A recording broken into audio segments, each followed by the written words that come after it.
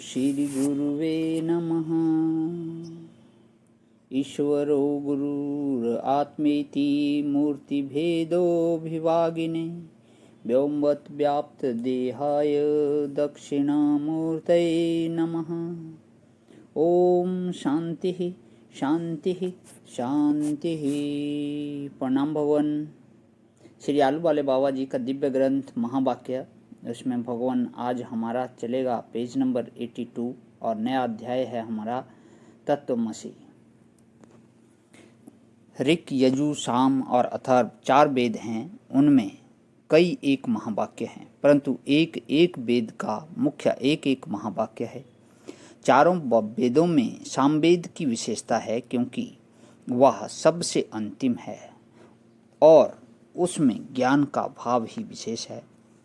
अथर्ववेद तीनों का सार रूप और चौथा है, परंतु विशेषता सामवेद की ही है।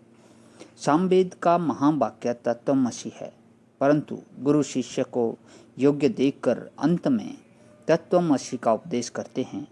उस उपदेश से ही शिष्य को ब्रह्म का अप्रोच बोध होता है। जो वाक्य जीव ब्रह्म की अभेदता का बोधक हो वह महावाक्य है। यद्यपि चारों वेदों के चारों महावाक्य हैं, वे सभी जीव ब्रह्म की अभेदता के बोधक हैं, तो भी जैसा बोध तत्वमसि से स्पष्ट युक्तिपूर्वक होता है ऐसा दूसरों से नहीं होता। इसलिए महावाक्यों में तत्वमसि प्रसिद्ध है। तत्वमसि का सामान्य अर्थ वह तू है ऐसा होता है। वह ब्रह्म के लिए और तू जीव के लिए है। भावार्थ यह हुआ कि जो ईश्वर है सो ही तू जीव है। ईश्वर और जीव भिन्न भिन्न नहीं हैं।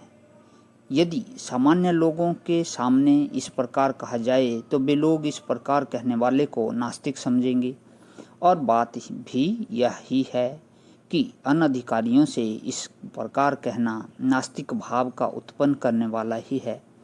इसलिए इस महावाक्य का उपदेश गुरु समय पाकर योग्य शिष्य को ही करते हैं, अन्यथा उनका उपदेश हानि रूप होता है। जिसमें विशेष ताकत होती है उसमें हानि भी विशेष होती है, ऐसा नियम है। इसलिए महान ताकत वाले तत्वमसि महावाक्य के उपदेश को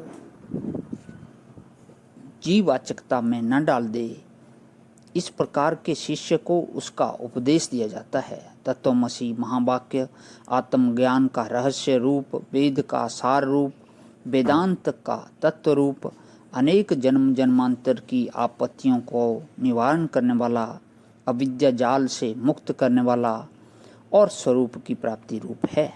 तत्वमसि के रहस्य को गुप्त रखने की आवश्यकता है। इसलिए जैसे और वाक्यों को सीधा अर्थ करने से समझ लिया जाता है, ऐसे सीधे अर्थ से तत्वमसि का अर्थ समझने में नहीं आता, क्योंकि उसमें लक्षणों द्वारा लक्ष्य पहुंचाने का है। ऐसे लक्ष्य पहुंचाने वाले उत्तम अधिकारी का ही यह विषय है, सामान्य मनुष्य का नहीं है। सामान्य मनुष्य तत्वमसि सुनकर उसके रहस्य को ग्रहण नहीं कर सकता।